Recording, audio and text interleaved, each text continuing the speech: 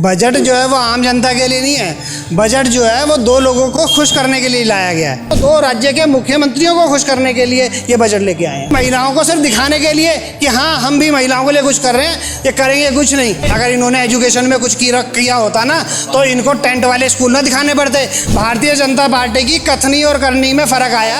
आम जनता को झुंझुना मिला है भाई साहब। सारी समस्या का जड़ ये है, हिंदुस्तान में अगर पेट्रोल कम कर दिया जाए ना, पेट्रोल डीजल रेट कम कर दिया जाए, हर चीज़ रेट अपने आप कम हो जाएंगे। मुझे पसंद नहीं है। देखो आम जनता के लिए इसमें कुछ भी नहीं है। जब से मोदी जी आए हैं 15 साल से आज तक जितने भी उन्होंने बजट पेश करे उस बजट का कोई औचित्य ही नहीं है। जो जब मर्जी दाम बढ़ा दे, जब मर्जी घटाते हैं, जब मर्जी जीएसटी कर, जब मर्जी इनकी सरकार कर रहे हैं। सब तरफ से जनता को लूटने की कोशिश करिए, धाड़ में जाए। बजट बिल्कुल बेकार है। गरीबों की थाली से दाल रोटी चावल मेन जो उनकी मेन ज़रूरत है वही नहीं ये पूरी कर पा रहे। सब पे जीएसटी। गरीब आदमी को सोचना पड़ता है, रात को सवेरे गड्ढा खोता तो शाम को उसको खाना पड़ता है।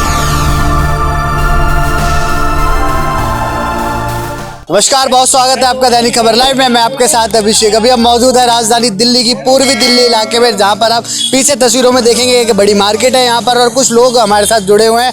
आपको बता दें कि किस लिए जुड़े हैं, क्योंकि वित्तीय वर्ष 2024 और 25 का जो बजट पेश हुआ था निर्मला सीतारमण द्वारा, उसी पर जनता के बीच आए हैं जनता से बात करने के लिए। क्या उनको जो बजट है वो पसंद आया नहीं, क्योंकि सरकार तो वादे दावे करती हुई नजर आई थी कि जनता के हित का बजट है। अब जनता से जानते हैं कि उनको पसंद आया या नहीं। क्या नाम है सर? मेरा नाम योगेश भाटी है। तो भाटी जी, कैसा लगा आपको बजट? क्योंकि जो पक्ष आधारित पार्टी है वो बोल रही है कि बजट जो है आम जनता के लिए है। नहीं, बजट जो है वो आम जनता के लिए नहीं है। बजट जो है वो दो लोगों को खुश करने के लिए लाया गया है। अगर आम जनता के लिए बजट आता तो हमारे घर की जो रसोई है वो रसोई के लिए बजट लेके आते। क्योंकि आज हमारे देश की जिस देश के अंदर हमारे देश के प्रधानमंत्री ये बोले हैं कि मैं अपने भारत देश के 80 करोड़ लोगों को 5 किलो राशन दे रहा हूँ, तो आप समझ लो कि उनको राशन की पहले ज़्यादा ज़रूरत है या बाकी दूसरी चीज़ों की ज़रूरत है। अब ये इन्होंने मोबाइल में बाहर से जो मोबाइल जो इम्पोर्ट होगा उसमें इन्होंने छूट करी है, इम्पोर्ट ड्यूटी जो इन्होंने कम करी है। आप ये कह रहे हैं कि टैक्स में हमने रिबेट करी है। आप सब ये बताइए कि जो टैक्स हैं हमारे देश के अंदर कितने % लोग हैं जो टैक्स पेयर हैं? गरीबी रेखा से नीचे 80 करोड़ लोगों को तो सीधा सीधा प्रधानमंत्री अपने मुंह से बोलते हैं ना कि मैं राशन 5 किलो दे रहा हूँ, तो वो तो कितनी गरीबी रेखा से नीचे आते होंगे। तो जब उन लोगों को कोई बेनिफिट नहीं मिला तो आप इसको झुंझुना ही बोल सकते हैं। ये सिर्फ दो लोगों को खुश करने के लिए, या आप ये कहें तो दो राज्य के मुख्यमंत्रियों को खुश करने के लिए ये बजट लेके आए हैं। बिहार और आंध्र प्रदेश। बिहार और आंध्र प्रदेश नाम तो सबको मालूम ही है, क्योंकि जब दो लोग आते हैं तो आप पूरे देश की, आप तो सोशल मीडिया इतना एक्टिव हो गया है, देश की जनता बेवकूफ़ नहीं रही। ये पहले होता था कि जब बीजेपी वाले लोगों को बेवकूफ़ बनाते थे, अब नहीं बनते। आप तो सोशल मीडिया पे 2 मिनट में सबकी पोलें खुल जाती हैं, पता लग जाता है कि कितना काम हो रहा है कितना काम नहीं हो रहा। आप खुश नजर नहीं आ रहे हैं बजट से? नहीं, मैं क्या खुश हो रहा हूँ? यहाँ पे देखो आम जनता हमारी खड़ी हुई है, आप किसी से पूछ लीजिए, कोई भी खुश नहीं है। क्या कुछ संशोधन होने की जरूरत लगती है आपको, कि किस बारे में ज़्यादातर बात होनी चाहिए? देखो जी, संशोधन सबसे बड़ी बात एक ही है। देश के अंदर 2 चीज़ों पे डिपेंड है। सबसे पहला कि जो महंगाई है वो आपको रोकनी है, तो आप पेट्रोल और डीजल के दाम तो कम करो, क्योंकि उसी पेट्रोल और डीजल के दाम के ऊपर ही डिपेंड करता है कि कितना हमारा सब्जियां, दूध और राशन जितना भी देश का एक राज्य से दूसरे राज्य जो जाता है वो वही बजट पे आता है। और दूसरी चीज़, हमारे जो रसोई के जैसे सिलेंडर है, सिलेंडर में क्या रेट लेके आए, उसमें कुछ लेके आते। हमारी दाल चावल चीनी जिनके रेट इन्होंने जीएसटी लगा के इतने रेट ऊपर कर दिए हैं, तो उन पे वहाँ पे कुछ संशोधन करना चाहिए था। हमारा जो दूध आज जो 70 रुपये से भी ऊपर पहुँच गया है। आप ये बताइए, एक गरीब आदमी जो दिन में 400 रुपये की आमदनी भी नहीं कमा पाता, वो 100 रुपये का अगर दूध के अंदर ही खर्च कर देगा तो बाकी रोटी खाने के लिए, बच्चों की एजुकेशन के लिए, कुछ आने के लिए, आधी से ज़्यादा जनता हमारे दिल्ली की बात करें तो यहाँ पे दूसरे राज्यों के लोग हैं जो आके यहाँ पे प्रवास करते हैं, अपने रोज़मर्रा की ज़िंदगी को यहाँ पे मजदूरी करके गुजारा करते हैं। तो आप बताओ उन लोगों के लिए इन्होंने क्या किया? क्रेडिट कार्ड देने की बात करें, इंटर्नशिप लगवाने की बात करें। क्रेडिट कार्ड किसको देंगे? आम जनता को देंगे, गरीब लोगों को देंगे। क्रेडिट कार्ड तो फिर वही पूंजीपतियों को जाएगा, या जो अपर मिडिल क्लास है उसको जाएगा, लोअर मिडिल क्लास को भी नहीं मिलेगा। और ये इतनी बातें करते हैं, आप इसको समझे। अब जैसे अब इन्होंने हमारे जो बुजुर्गों को जो 60 साल से ऊपर की जो पेंशन होती थी, वो पेंशन इन्होंने ख़त्म कर दी। पेंशन जो रेलवे के लिए अंदर जो छूट होती थी जाने के लिए, उनकी टिकट के लिए, रिजर्वेशन के लिए, वो महिलाओं को 60% और जो बुजुर्ग हमारे माताएं होती थी उनको 60% मिलती थी, वो इन्होंने ख़त्म कर दी। वहीं पर जो महिलाएं हैं उनको भी नौकरी देने का प्रावधान लेके आई है, बोल रहे हैं कि अतिरिक्त वेतन का भी प्रावधान है इसमें। देखिए जी, वेतन तो ये पता नहीं महिलाओं के लिए तो ये बोलते हैं, क्योंकि इनको ये समझ में आता है कि जैसे हमारे केजरीवाल जी बहनों के लिए इतना कुछ कर रहे हैं ना, बस यात्रा फ्री। अभी आपने देखा होगा कि जो पहले अभी दिल्ली के अंदर जितने भी महिलाएं हैं, हमारी बहनें जो 18 साल से ऊपर की हैं, उनके लिए हर किसी के लिए, एक घर में अगर 5 बहनें भी हैं, अगर उनको किसी तरीके की पेंशन नहीं आती, कोई माता है जिसकी उम्र 18 साल से ऊपर है, बहन है, बेटी है, एक परिवार में अगर 5 भी महिलाएं हैं तो हर किसी को 1-1 हज़ार रुपये की पेंशन का घोषणा की गई है। तो इनको महिलाओं को सिर्फ दिखाने के लिए कि हाँ हम भी महिलाओं के लिए कुछ कर रहे हैं, ये करेंगे कुछ नहीं, सिर्फ दोबारा के लिए भी, एजुकेशन के लिए भी करा है। 1.48 करोड़ का करा है इन्होंने, 1000 करोड़।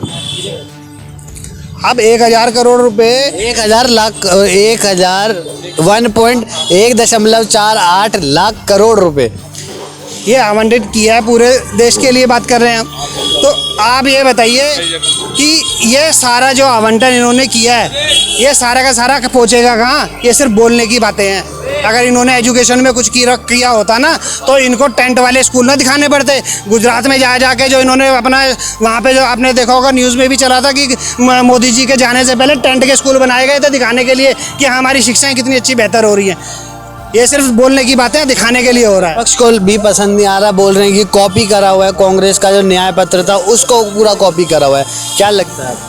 देखो, कॉपी का तो यही है कि इनको पता है कि वहाँ पे भाषण देना, जो जनता को हमें दिखाना है तो बोल दो, बोलने में क्या जा रहा है। और भाजपा ने भी इसी पे तंज कसा, इस पे बोला कि अगर जो ये चीज़ें चाहते थे अगर वो हमने कर दी इम्प्लीमेंट तो इनको खुश होना चाहिए, विरोध में क्यों खड़े हैं? लेकिन 10 साल से तो भारतीय जनता पार्टी की कथनी और करनी में फ़र्क आया, हमेशा से कथनी और करनी में फ़र्क था, इसीलिए बोल रहे हैं। भाजी क्या लगा? बलबीर सिंह। तो बलबीर जी, कैसा लगा बजट? सुना, देखा आपने?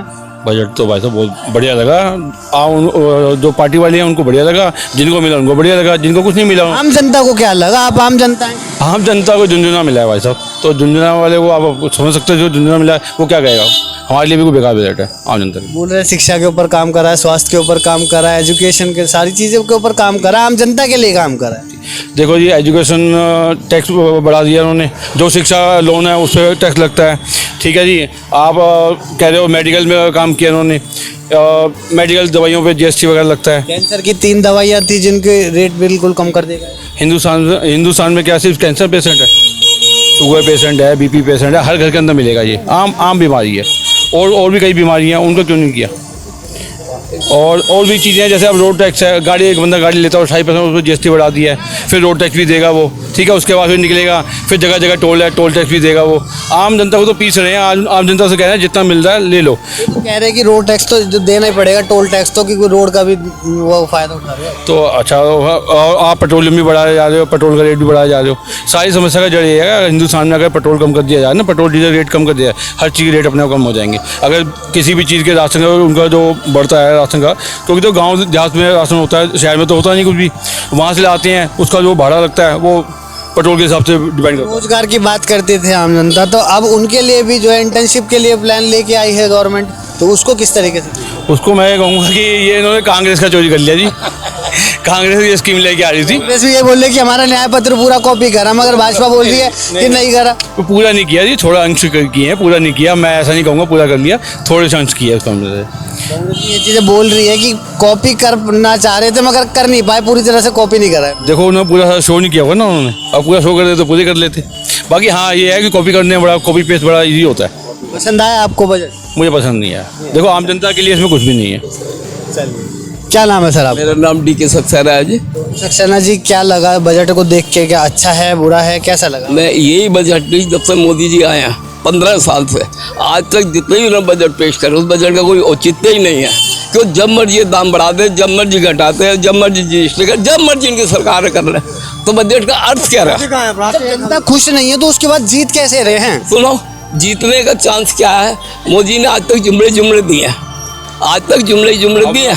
अब जो चुनाव हुआ है उसमें अभी भी अपनी वाहवाही लूट रहे हैं। 2 साल में कुछ भी नहीं करा। कुछ नहीं करा। इनको 240 सीटें मिली है, कांग्रेस इनसे 99 लेकर गई है, डबल लेकर गई है। मतलब एक डाउन होने के बाद भी अपने को बहुत ऊपर उठ रहे हैं। इनका अहंकार वही डूब रहा है, आने टाइम में और बढ़ेगा। और अगर जनता देख रही है सारी चीजें कि जुमलेबाजी कर रही है तो 3 टर्म से कैसे लगातार आ रहे? 5 साल में भी जनता समझ सकती थी, 10 साल में समझ जाती। तीसरे टर्म में बिल्कुल नहीं आए हैं। पैसा खरीद के जब मेंबर को खरीद के जब ये आए हैं, नहीं तो इस बार इनको बिल्कुल।